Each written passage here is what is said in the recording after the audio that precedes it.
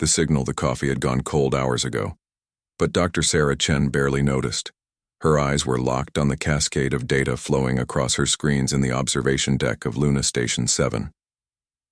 At 28, she was the youngest communications engineer ever assigned to humanity's most advanced deep space monitoring facility, positioned on the far side of Earth's moon, where cosmic interference was minimal.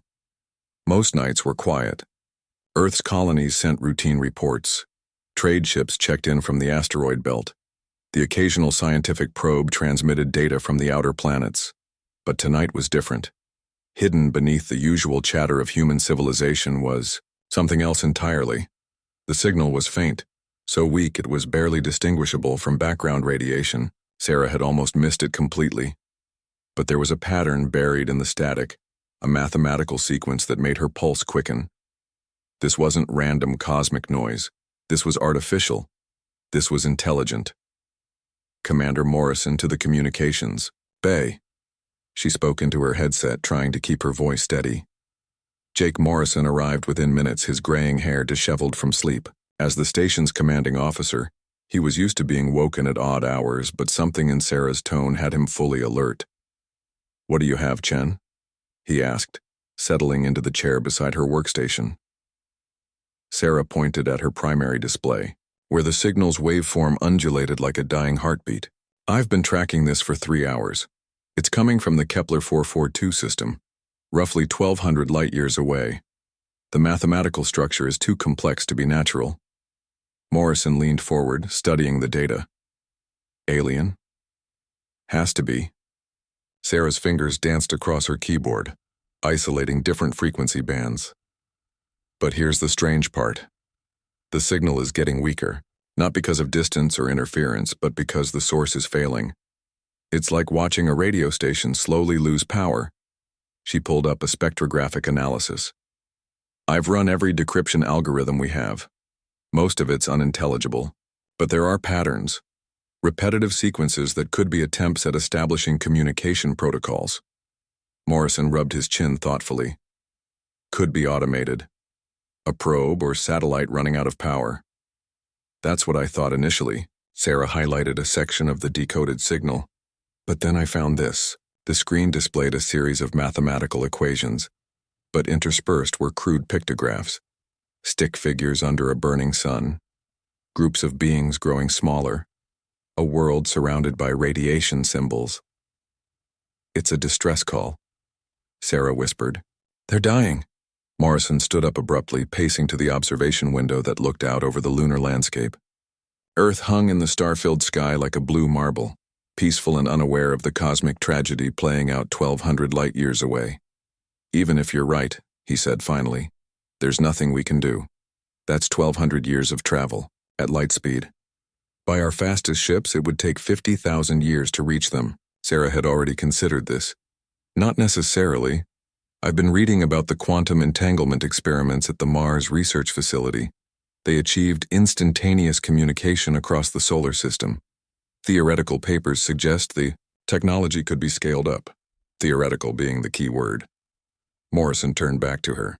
"Chen, I know you want to help, but we're talking about impossible physics and astronomical distances." "Impossible is just another word for difficult," Sarah replied, her voice gaining conviction. "If there's even a chance we can establish real communication, shouldn't we try?" Morrison sighed. "I'll send a report to Earth Command. They'll want to analyze your findings. But don't get your hopes up. First contact protocols exist for a reason, and unauthorized experiments with quantum technology could get you court-martialed." After Morrison left, Sarah stared at the dying signal for another hour. Somewhere in the void, an entire civilization was facing extinction, and the only evidence of their existence was this fading whisper in the cosmic dark. The thought was unbearable. Over the next several days, Sarah continued her analysis during off-duty hours. The signal was definitely weakening, but she was learning more about its creators. They called themselves the Lumina, and their homeworld orbited a star that had become unstable. Solar radiation was slowly sterilizing their planet, and their technology wasn't advanced enough to escape. The breakthrough came on the 4th night. Sarah had been experimenting with quantum resonance patterns when she accidentally amplified a section of the signal. Suddenly, the static cleared, and a voice emerged from the speakers. It was weak, distorted, but unmistakably intelligent. The voice spoke in a musical language, but underneath were the mathematical constants Sarah had been using as translation keys. "Hello?" She whispered into her microphone using the same mathematical sequences. "Can you understand me?" Silence stretched for several minutes. Then, hesitantly, the voice responded, "Yes, I understand. Who are you?" Sarah's hands trembled as she replied, "My name is Sarah. I'm from Earth. I've been receiving your distress signal." "Earth?" The voice paused, and Sarah could hear what sounded like consultation with others in the background. "You are very far from us, 1,200 of your light years." "Yes. My designation is Zephyr. I am the last communications operator on Lumina Prime. Our star is killing us slowly. We have perhaps 10 of your days before the radiation levels become lethal to our remaining population." Sarah felt her heart sink. "How many survivors are there?" 47, Zephyr replied. "We were once millions. Our evacuation ships failed. Our shielding technology is inadequate. We have accepted our fate. But we wanted someone to know we existed." "No," Sarah said firmly. "No, you haven't accepted anything. You're still transmitting. You're still fighting. What can you do from so far away?" Zephyr's voice carried a mixture of hope and despair. "Your light would take 12 centuries to reach us." Sarah stood up, pacing around her workstation as her mind raced. "Light travels at a fixed speed, but quantum entanglement is instantaneous. We've been experimenting with quantum communication. If I can scale up the technology, you would attempt to rescue us?" Zephyr sounded stunned. "We are strangers to you. Our races have never met." "That doesn't matter," Sarah replied immediately. "You're people. You're alive. That's enough." Over the next several hours, Sarah worked feverishly on the quantum communication array. She redirected power from non-essential systems, recalibrated the station's main transmitter, and began constructing an experimental quantum bridge using principles that existed only in theoretical papers. The work was dangerous and definitely unauthorized. If the quantum field destabilized, it could damage the station or worse. But every time she hesitated, she thought of Zephyr and the 46 other beings counting down their final days on a dying world. She was running diagnostics on the modified equipment when alarms began blaring throughout the station. "Commander," Morrison's voice echoed over the intercom. "Dr. Chen to the command center immediately." Sarah's stomach dropped. They had discovered her modifications. She took one last look at her equipment, then headed to face the consequences. Morrison was waiting with a video connection to Earth Command. Admiral Hayes, a stern woman with silver hair and hard eyes, filled the main screen. Several other officers flanked her. "Dr. Chen," Admiral Hayes began without preamble, "you've been conducting unauthorized experiments with station equipment. Quantum resonance signatures suggest you've been attempting to breach dimensional space without proper safety protocols or approval." Sarah straightened her shoulders. "Yes, ma'am, I have." "Are you aware this could result in court-martial, reckless endangerment, insubordination, unauthorized use of military resources?" "Yes, ma'am." Admiral Hayes leaned back in her chair. "Then perhaps you'd like to explain why you risked your career and potentially our entire lunar facility for what appears to be alien contact protocols." Sarah had prepared for this moment. She looked directly into the camera. "Because 47 people are going to die in 10 days, and I think we can save them." The silence stretched uncomfortably long. Finally, Admiral Hayes spoke again. "Show me." The rescue. The command center had been transformed into a makeshift mission control. Officers from Earth Command participated via holographic projection, while Luna Station's entire crew worked around the clock on what everyone was now calling the Lumina Project. Sarah stood before a massive display showing the quantum field calculations that had taken her team 3 days to verify.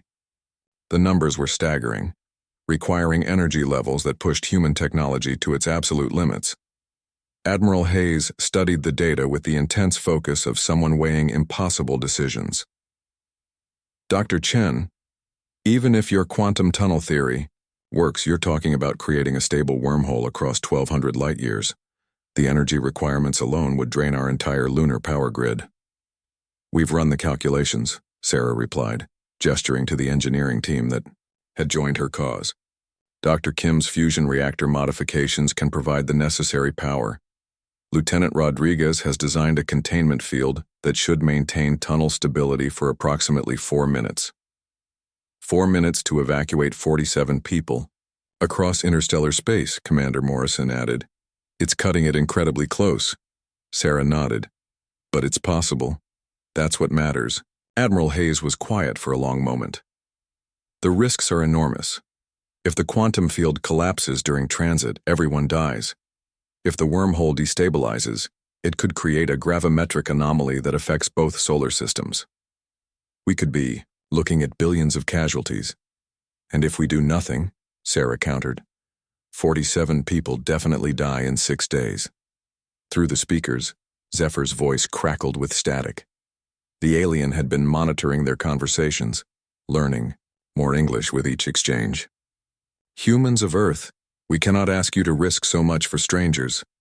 Our fate was sealed when our star began its death throes. Sarah turned toward the communications array. Zephyr, has your people ever heard the human saying, "Leave no one behind"? I do not understand this phrase. It means we don't abandon people, ever. Distance doesn't matter. Risk doesn't matter. If there's even a chance to save you, we try. Sarah heard what sounded like multiple voices in the background, Lumina voices discussing her words in their musical language. Finally, Zephyr spoke again. Your species is remarkable. We have monitored many civilizations across the galaxy. Most calculate probability and choose the logical path. Humans appear to choose the moral path regardless of logic. Admiral Hayes stood up from her command chair. Dr. Chen, you've convinced me of one thing. This is exactly the kind of impossible mission humans were born to attempt. She paused, looking around at the assembled officers. I'm authorizing the Lumina rescue operation. Full resources, unlimited authority. Make it happen. The next 72 hours passed in a blur of activity. Scientists and engineers from across the solar system contributed to the project via quantum link. Mars Research Station provided advanced entanglement protocols. The asteroid mining facilities donated rare elements needed for the quantum containment field. Even the outer planet colonies sent power cells and technical expertise. Sarah worked alongside Dr. Kim, a brilliant fusion specialist who had managed to boost their power output by 30% through sheer engineering genius. Lieutenant Rodriguez, barely out of the academy, had designed containment algorithms that veteran physicists called revolutionary. It's incredible, Dr. Kim observed during a brief break. 6 months ago, this technology didn't exist even in theory. Now we're building it in real time. Necessity breeds innovation, Sarah replied, fine-tuning the quantum resonance chamber. Humans have always done their best work when everything's on the line. The modifications to Luna Station were extensive. The entire facility had been converted into a quantum transmission array. Solar panels had been repositioned to maximize power collection. The station's main computer had been dedicated entirely to wormhole calculations. Even the environmental systems had been streamlined to redirect energy to the rescue operation. Zephyr provided crucial information about Lumina physiology and their atmospheric requirements. The rescue had to account for the biological differences between species. Dr. Martinez, the station's medical officer, worked with Zephyr to design temporary life support systems that could sustain the Lumina during transit. Your people require higher oxygen concentrations than humans, Dr. Martinez noted during one of their conversations.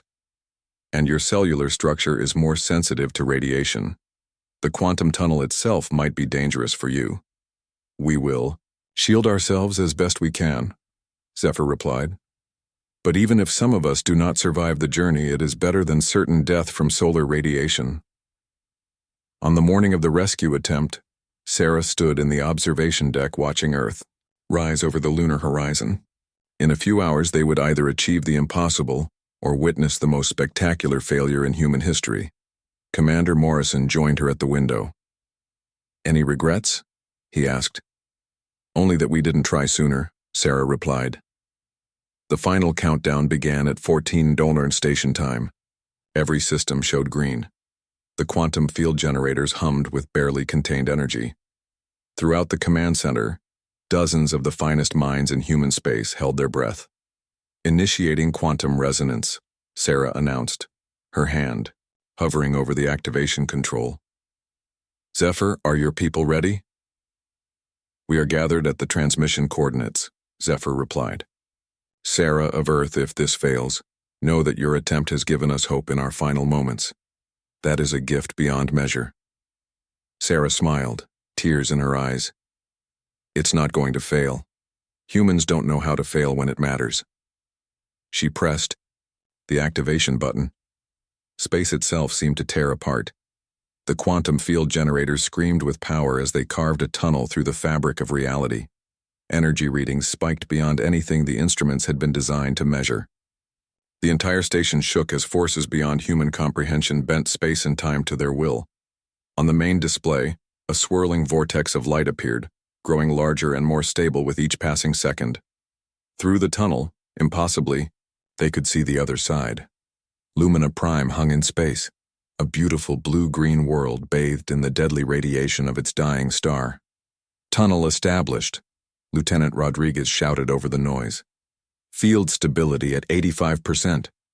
"Zephyr, now," Sarah called into the communicator. Through the quantum tunnel, they watched as 47 beings of pure light entered the wormhole. The lumina were beautiful beyond description, their forms shifting between solid matter and energy itself. They moved with grace and purpose, understanding that they had only minutes to complete their journey across the galaxy. But the tunnel was more unstable than predicted. Warning alarms blared as power fluctuations threatened to collapse the entire field. The containment system struggled against forces that pushed the boundaries of physics. "Field stability dropping," Dr. Kim announced. 60% and falling. Sarah watched the energy readings with growing alarm. Half the lumina had made it through, but the tunnel wouldn't hold much longer. They needed more power, more time, more of everything they didn't have. "Rerouting all station power to quantum field," she decided. "Life support, communications, everything." "Sarah, that will kill us if the tunnel fails," Morrison warned. "And it will kill them if the tunnel fails." We knew the risks. The gamble worked. Power surged through the quantum generators, stabilizing the tunnel long enough for the remaining lumina to complete their journey. As the last being emerged from the wormhole, Sarah collapsed the field, letting the natural forces of space reassert themselves. The command center fell silent, except for the hum of backup life support systems, slowly coming online. On the medical bay screens, they could see the lumina survivors, their light forms adapting to human atmospheric conditions with the help of the life support systems Dr. Martinez had designed. "Zephyr?" Sarah called softly into the communicator. "We are here," came the reply, and Sarah could hear the wonder in the alien's voice. "All 47 of us, we are alive, and we are here."